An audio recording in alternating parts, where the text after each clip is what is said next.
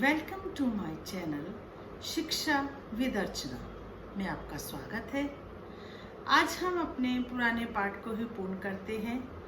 Last class में मैंने आपको पढ़ाया था सूर्यकांत त्रिपाठी निराला जी के द्वारा लिखित पहली कविता गीत गाने दो मुझे। आज हम उसी के संदर्भ में दूसरी कविता जो हमारी पाठ्य पुस्तक अंतरा भाग 2 में है, जिसका नाम है सरोज स्मृति। थोड़ा सा मैं आपको इस कविता का भाव बता दूं। सरोज स्मृति, जैसा कि नाम से ही आपको ज्ञात हो रहा है, सरोज निराला जी की कन्या का नाम है और उसकी असमय मृत्यु के पश्चात निराला जी बहुत ही निराश हुए, दुखी हुए और जब उनकी बेचैनी, व्याकुलता बढ़ गई तो उन्होंने सरोज के ऊपर उसके विवाह के समय से लेकर मृत्यु पर्यंत तक एक कविता लिखी, जो कि बहुत ही प्रसिद्ध कविता है सरोज स्मृति। ये तो हमारा हुआ प्रसंग इस कविता का। थोड़ा हम संदर्भ पे भी बात कर लेते हैं कि हमारी प्रस्तुत काव्यांश हमारी पाठ्य पुस्तक अंतरा भाग 2 से ली गई है, जिसके रचयिता हैं सूर्यकांत त्रिपाठी निराला जी। और प्रस्तुत कविता के अंदर निराला जी ने अपनी पुत्री सरोज की असमय मृत्यु से व्याकुल होने पर इसका सृजन किया है। सरोज स्मृति में सरोज के विवाह से लेकर मृत्यु पर्यंत तक का वर्णन है। तो ये हुआ इसका प्रसंग। व्याख्या देखते हैं। कविता सरोज स्मृति, पहली पंक्ति देखिए।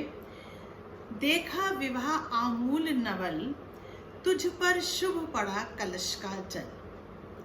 कवि कहते हैं देखा विवाह आमूल नवल। आमूल मतलब पूरी तरह से, नवल मतलब नए तरीके से, कि विवाह जो था पूर्ण नव पद्धति पर आधारित था, जिसे कवि ने पूरी तरह से देखा। तुझ पर शुभ पड़ा कलश का जल। शुभ कलश का पवित्र जल पुत्री पर डाला जा रहा था। देखती मुझे तू हंसी मंद, और ऐसे में जो पुत्री थी वो मंद मंद हंसते हुए कवि को देख रही थी। होठों में बिजली फंसी स्पंद। स्पंद होता है कंपन, और ऐसे लग रहा था कि जैसे उसके होठों पर एक बिजली की कपकपाहट सी आ रही हो। उर में भर झूली छवि सुंदर। उर होता है हृदय।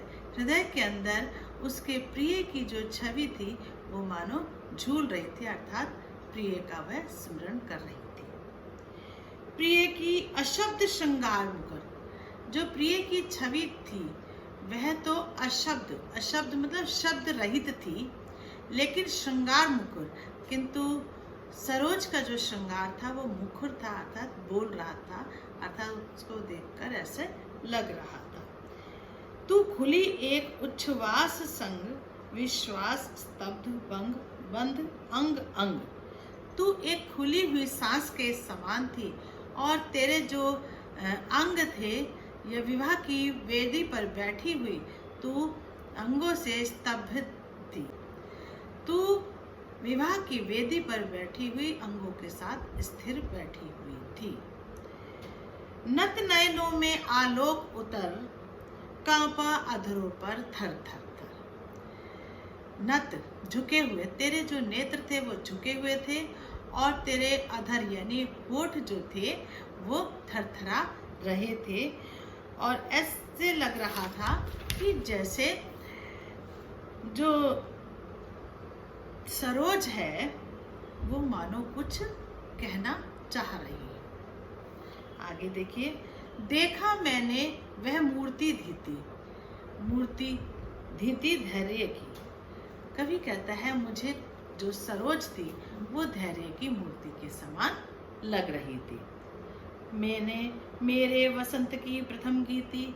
और कवि को लगता है सरोज को देखकर कि जैसे उसके वसंत काल में वह मूर्ति के समान गीति काव्य में ढल गई हो वह मूर्ति, अर्थात उसे ऐसे में अपनी पत्नी का चेहरा या अपनी पत्नी की याद आ गई, जो साक्षात सरोज में उतर आई हो। श्रृंगार रहा जो निराकार, रस कविता में उच्छ्वसित था। ऐसे लग रहा था कि जैसे उसका श्रृंगार निराकार हो गया हो, अर्थात पुत्री ने पत्नी का रूप ले लिया हो, और जैसे कविता में एक उच्छ्वसित उड़लती हुई जो धारा है रस की प्रवाह हो रही हो। गाया स्वर्गीय प्रिया संग भरता प्राणों में राग रंग, और कवि को अपना वसंत काल याद आ गया जब उसने अपनी प्रिय के साथ यानी सरोज की माता के साथ अपने वसंत काल का पहला प्रेम गीत गाया हो। अर्थात सरोज यहाँ पर माता के समान सौंदर्य को प्राप्त कर रही थी। रति रूप प्राप्त कर रहा वही आकाश बदल कर बना मई।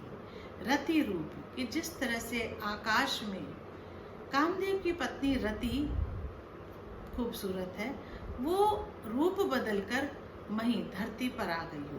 धरती पर कौन है? धरती पर सरोज है जो रति के समान लग रही है, और आकाश में रहने वाली रति जो है रूप परिवर्तित करके पृथ्वी पर आ गई हो गया ब्याह आत्मीय स्वजन कोई थे नहीं। कवि कहता है कि सरोज का विवाह हो गया और उसके जो आत्मीय स्वजन, नातेदार, रिश्तेदार कोई भी इस विवाह में नहीं थे। न आमंत्रण था भेजा गया, क्योंकि उन्हें बुलाने के लिए कोई निमंत्रण पत्र नहीं दिया गया था। विवाह राग भर रहा न घर निशि दिवस जाग। विवाह के समय गाए जाने वाले जो गीत होते हैं, जो रात दिन गीत चलते रहते हैं, उनसे भी घर भरा हुआ नहीं था। अर्थात कोई भी और विवाहों की तरह से चहल पहल नहीं थी। प्रिय मौन एक संगीत भरा, चारों तरफ एक मौन सा संगीत भरा हुआ था, अर्थात चारों तरफ शांत वातावरण था। नव जीवन के स्वर पर उतरा, और नव जीवन यानी जो नया युगल था विवाह के बाद, वह ऐसा लग रहा था कि उसके जीवन पर ये मौन संगीत आवश्यक था और बहुत ही सुखद लग रहा था। अर्थात नव जीवन में नव युगल के प्रवेश के समान यह मौन संगीत मानो जरूरी था। तो आइए पहले हम इन दो पैराग्राफ के काव्य सौंदर्य कर लेते हैं। यहाँ पे फर्स्ट पैराग्राफ में हम देखेंगे कि भाव पक्ष में एक तो यहाँ पर हम कहेंगे कि मुक्तक छंद में कविता ली गई है। दूसरा हम ये देखेंगे कि यहाँ पर कवि ने जो श्रृंगार वर्णन का, पुत्री का वर्णन किया है, वात्सल्य पर आधारित है। और साथ ही सबसे बड़ी इस गीत की जो विशेषता है वो है कि यह एक शोक गीत लिया गया है। यह शोक गीत है जिसमें विवाह के संस्कार का वर्णन किया गया है।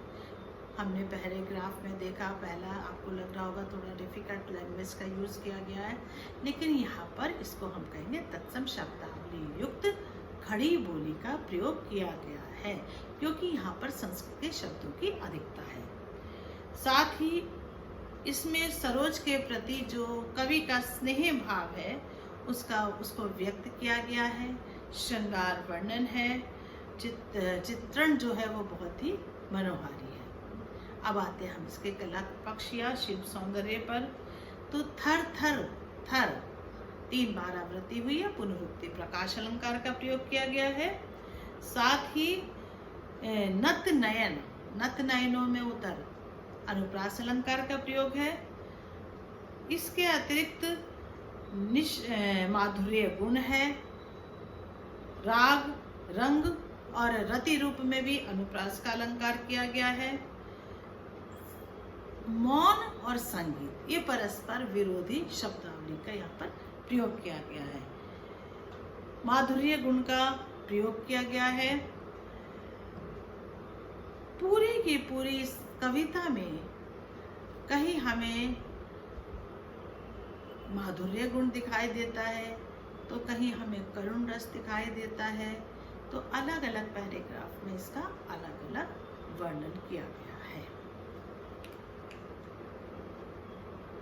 तो ये हमारा 2 हमने इसके छंद लिए और अब हम इसका तीसरा छंद का प्रयोग करते हैं। देखिए, माँ की कुल शिक्षा मैंने दी। कवि कहता है कि विवाह के समय पर क्या होता है, माताएं जो होती है पुत्री को कुल शिक्षा देती है कि किस तरह से उन्हें विवाह के बाद दूसरे घर में जाकर वंश की परंपरा को निभाना होता है। तो वह कुल शिक्षा माता के अभाव में कवि ने स्वयं दी। पुष्प सेज तेरी स्वयं रची, पुष्प सेज फूलों की शैया भी जो थी वो कवि ने ही बनाई। सोचा मन में वह शकुंतला, कवि कहता है कि जब मैं यह कार्य कर रहा था तो मुझे अचानक से ही कर्ण ऋषि की पुत्री शकुंतला का स्मरण हो आया। पर पाठ अन्य यह अन्य कला। शकुंतला का स्मरण क्यों आया? क्योंकि शकुंतला भी बिना माता के थी और सरोज भी बिना माता के थी। ऋषि ने स्वयं विवाह किया था अपनी पुत्री का और यहाँ स्वयं निराला जी भी कर्ण ऋषि के द्वारा ही कार्य कर रहे हैं जैसा उन्होंने किया। परंतु कवि आगे लिखता है यह पाठ, पर पाठ अन्य यह अन्य कला। यह अलग बात है, यह अलग अलग विषय है, अलग पाठ है और वो अन्य पाठ है। अर्थात वहां पर कवि के अनुसार जो शकुंतला की माता थी वह उसे छोड़कर चली गई थी, जिंदा थी, परंतु यहाँ पर जो सरोज की माँ है वो मरण उसका हो चुका है। इसलिए कवि आगे फिर कहता है कुछ दिन रह ग्रह तू फिर समोद, समोद होता मोद, प्रसन्नता पूर्वक। कुछ दिन पुत्री जो है खुशी प्रसन्नता पूर्वक घर में रही, बैठी नानी की स्नेह गोद, अपनी नानी के स्नेह से पालित पोषित हुई, उनके द्वारा प्रेम को उसने प्राप्त किया। मामा मामी का रहा प्यार, मामा मामी ने भी उस पर पूर्ण रूप से अपना प्रेम लुटाया। भर जलद धरा को ज्यों अपार, जिस तरह से जलद, जलद होता है बादल, धरा होती है पृथ्वी, जिस तरह से बादल पानी से पृथ्वी को भर देता है वे ही सुख दुख में रहे न्यस्त, न्यस्त मतलब व्यस्त। कभी कहता है या निहित या लगे रहे। कभी कहता है कि तेरे सारे जो स्वजन थे, तेरे मामा मामी जो थे, नानी जो थी, वो हमेशा तेरे ही कार्यों में लगे रहे। तेरे हित सदा समस्त व्यस्त, सब सारे लोग तेरे ही हित के लिए व्यस्त रहे, अर्थात तुझे ही कार्यों में लगे रहे। वह लता वहीं की जहां कली, तू खिली स्नेह से हिली पली। कभी कहता है लता जहां की थी वहीं जहां कली, लता वहीं की, लता जो युवा अवस्था है और कली बचपन अवस्था है, कि पुत्री ने जहां बचपन अवस्था व्यतीत करी वहीं ही उसने अपनी यौवन अवस्था को भी व्यतीत किया। तू खिली स्नेह से हिली पली, और तू वहीं प्रेम से हिली पली, अर्थात उन सबके साथ मेल जोल करके तू वहीं पर बड़ी हो गई अपने ननिहाल में। अंत भी उसी गोद में शरण ली, मूंदे दृग वर महामरण।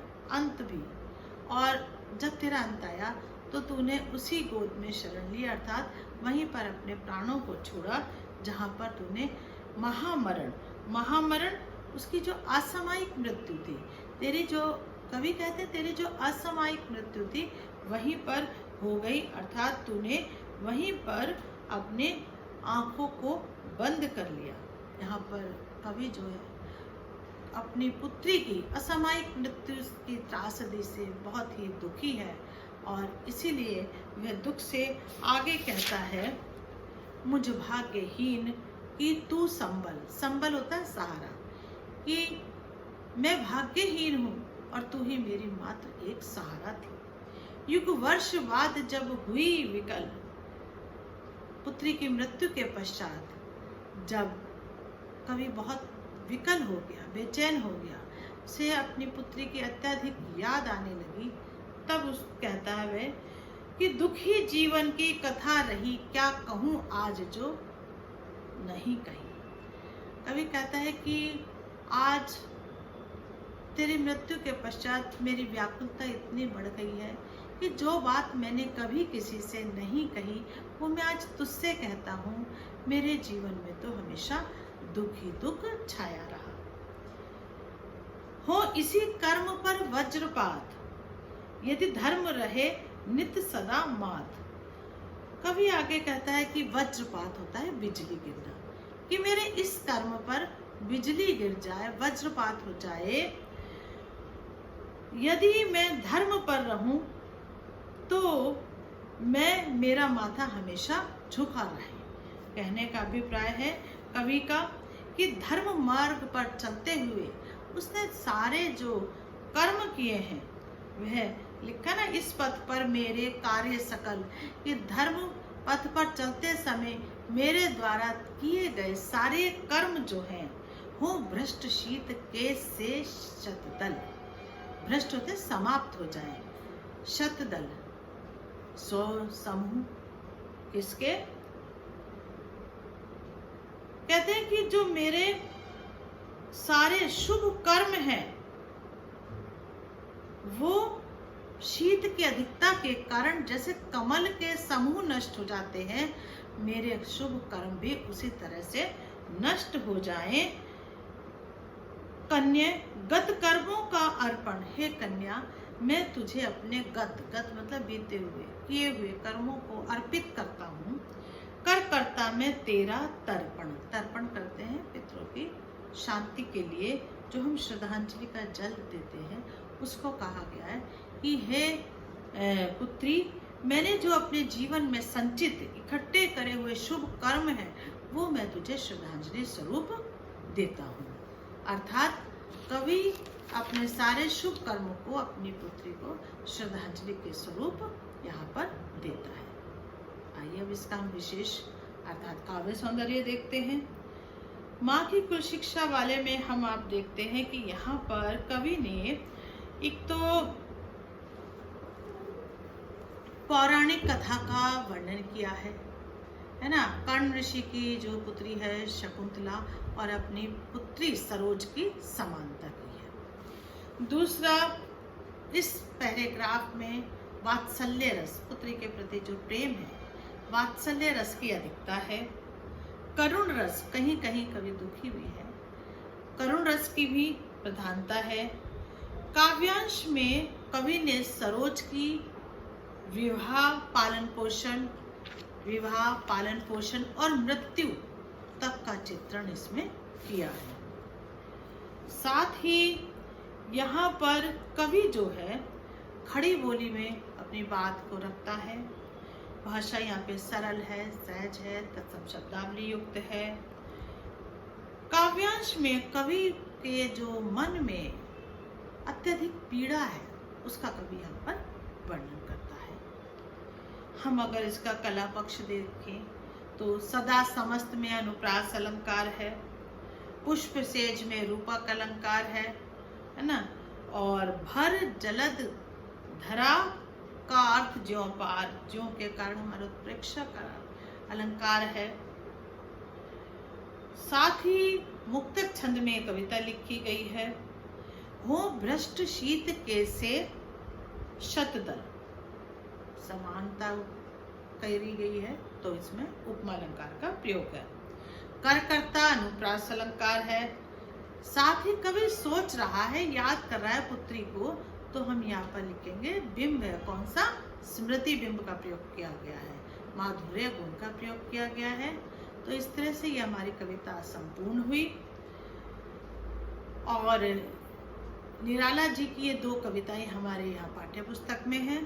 अगली क्लास में हम अपने तीसरे कवि यज्ञ जी को लेंगे, जिनकी दोनों कविताएं इस बार हैं। तब तक आप मेरे वीडियो को सब्सक्राइब कीजिए। आपको किसी भी अगर काव्य की पंक्ति में कुछ प्रॉब्लम है तो आप मुझे कमेंट बॉक्स में लिखकर बताइए, मैं उसका समाधान करने का प्रयास करूंगी। और इसी के साथ मैं इस वीडियो को यहीं पर विराम करती हूँ। धन्यवाद।